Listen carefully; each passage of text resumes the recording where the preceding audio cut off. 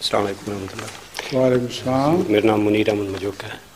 میرا ایک سوال ہے کہ لفظ خاتم النبیین کا ترجمہ کرتے ہیں ہم نبیوں کی مہر، اور انگلش میں ہم ترجمہ کرتے ہیں sale of the profit. Sale of the profit.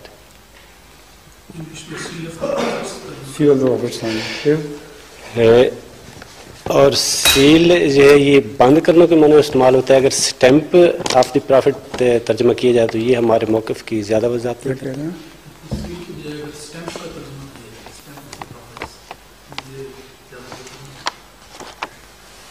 Cell تو معروف ترجمہ ہے جو ہو چکا ہے.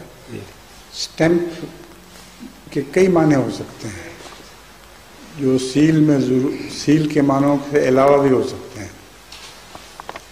اسٹیمپ ٹکٹ کو بھی کہتے ہیں نا کہ نہیں کہتے؟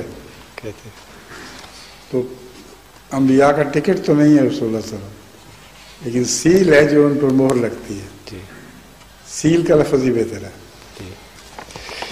دوسرا سوال بھی کیا